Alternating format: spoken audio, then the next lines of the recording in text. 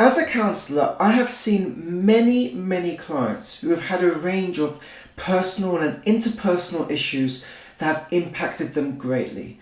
From their levels of anxiety, from having different worries, not being able to sleep, from having conflicts and arguments with their partners, with their friends, with their family. I've seen clients who have been really distressed, and the events that they've experienced have impacted them to the point where they can't function normally. They can't get any enjoyment out of life. They're stuck in these different cycles and patterns, all of which are negative. And when I started out in my training to become a counsellor, I thought that someone who was emotionally free was someone who had knowledge of all the tools and techniques to manage anxiety, depression, grief. I thought it's someone who was just very knowledgeable and could just pick out which tool or technique they could implement in order to manage what they were going through. So if someone, for example, had a lot of anxious thoughts and a lot of worries, they could just try an exercise where they step back from it all, do some deep breathing, and they could no longer have those worries and anxiety. Or perhaps someone who is very angry in a situation at work or in a relationship, and they have that anger boil over, they could just be able to catch themselves and remind themselves what really matters in life, and be grateful and become like a guru and manage it. So I just thought that someone who had the knowledge of all these different things, that the more someone has knowledge of it, the more emotionally free they are. But in my work as a counsellor, I've learned that emotional freedom is not rooted in that. It's not rooted in knowing more about meditation or journaling or different techniques or tools. Now, in my videos, I do speak about different strategies that you can use to manage different situations, but really that's akin to like taking a pill to deal with some symptoms and cover some symptoms. The root of emotional freedom comes when you understand yourself. It's self-awareness. When you understand your place in the world, in amongst the problems that you're identifying with. Now, in this video, I want to talk about how you can achieve pure emotional freedom with one simple concept and live a life that's free or relatively free from suffering. I'm Desh, I'm a qualified counsellor, and if you are going through a difficult time in your life and you feel you have nothing to lose, then why don't you get in touch with me for a free 20-minute consultation where we can explore what's going on for you and look at potential solutions for you through counselling. And in this video, I want to talk about emotional freedom, what it really means in my experience. Now, I always thought that emotional freedom meant that someone was just knowledgeable of all the different strategies to help manage anxiety or depression or whatever hardship someone's going through. That the knowledge they have and the ability just to link with that knowledge gave them the ability to be emotionally free, not to suffer. And to an extent, it's true. We need to be aware of what things you can do in different situations to help you get through difficult times. If you're grieving for a loved one, you need to know what kind of routine you can set or what things you can put in your life to help you relieve that kind of experience from the grief all the time. It's important to grieve. However, if you're constantly in that low, dark place where you're really missing that person, it's important to put things in place for you, where you give yourself a break, where you show yourself compassion, where you show yourself love, you don't beat yourself up over things. So knowing what you can do, practically speaking, is going to help you through that time. Just as knowing what you can do when you're suffering from anxiety, knowing what you can do when you're feeling depressed or going through spouts of depression, knowing what you can do if you're having thoughts of self-harm or committing suicide. There are things you can do in each situation that will help you to get you through that period. However, those tools and strategies alone are not the keys to achieving emotional freedom. Emotional freedom is understanding, who am I? What is my place in this world? And what role am I playing?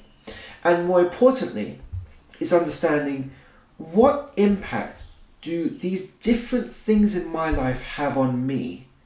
And what choices do I make as a result? And I've said before that when it comes to being happy, it ultimately is a choice. If you have that full understanding of yourself in terms of the impact that certain situations or relationships or contexts have on your emotions, and in terms of how that impacts and those emotions impact the way you behave. Because if you have that full understanding of yourself, full self-awareness, you'll be able to point to what is it that really matters, what deserves my time and attention, and what things do I need to scale back from and detach myself from. Emotional freedom comes and is born from self-awareness, being purely self-aware and 100% conscious of the decisions you're making. With most of the clients that I've seen, and with all the videos I've seen, and when I just see people who are experiencing different hardships, I've noticed a kind of similar pattern amongst everyone, which is that they identify with their emotions. Whether it's positive or negative, they identify with it. They feel really stressed. They feel really overwhelmed. And then they say to themselves, I am overwhelmed. I am really stressed. And they identify themselves and who they are with the emotions they're experiencing at that time. They have therefore limited themselves to believing they are overwhelmed or stressed. Because you've identified yourself with that feeling, you've limited any possibility of you feeling or being anyone else or in any other way. So this is a limiting mindset that the person's not necessarily conscious they're doing. But it is limiting, because as soon as you say, I'm overwhelmed, and you've identified with that feeling of overwhelm, you've now gotten rid of your ability to look at the bigger picture unless you consciously choose to do that. You need to bring your conscious self into the picture. So one of the things that I'd recommend you do is to keep a daily journal. This is going to form the beginning of your journey towards true emotional freedom, because you are consciously thinking about and writing down the thoughts or feelings you've had during the day. And when you do it consistently enough over a long period of time, you will start to build the muscle of self-awareness, and you will pick out certain thoughts or feelings or situations that occur and what impact they have on you. You will start to establish a pattern. A pattern, as I see it, is if there's any thought you have or a situation that's occurred and the impact it has on you mentally and emotionally, and how that impacts your state and how that state impacts your ability to behave or what reactions you give. So understanding the link between all of these different factors and how it impacts you is going to enable you to become more self-aware and therefore more conscious of it, and therefore the conscious you will start to develop more appropriate solutions and responses that are going to serve you. But in order to know how they're going to serve you, you need to understand what your purpose is. What do you want to get out of that situation? So again, a lot of these things that you're doing, a lot of the exercises that will help you to develop self-awareness require you to be completely present and conscious. Because most of the time, when we're experiencing an emotion, I'm not denying that that emotion is fake. You are absolutely experiencing an emotion. You are suffering as a result. It's very painful. However, ask yourself, where is the me, the calm me, when I set myself time aside to reflect on what's happened? Where is that person in the midst of that emotional reaction? Are they really present, or am I just being hijacked by that certain situation and how I'm feeling? Is it because I'm identifying on a subconscious level? Am I identifying with this feeling that I have? Instead of acknowledging the feeling and allowing myself the space to be conscious and present with it. Because a lot of us, and this is me included, especially as I was doing the training, I thought, okay, well, if I just sit with an emotion, it's not going to solve anything. I need a solution. However, I've come to learn through practice that sitting with certain emotions and situations will present a solution that I would never have realized had I not sat with that feeling. And part of the solution of sitting with a feeling is to realize, while it's unpleasant, nothing's happening.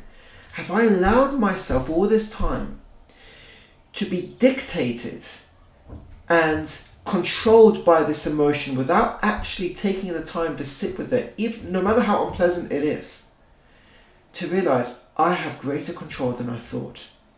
That's where the essence of emotional freedom lies.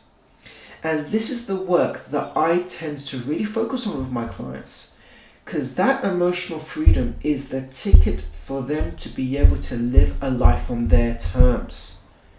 This is the beauty of counseling, and this is the message I want to get across in this video.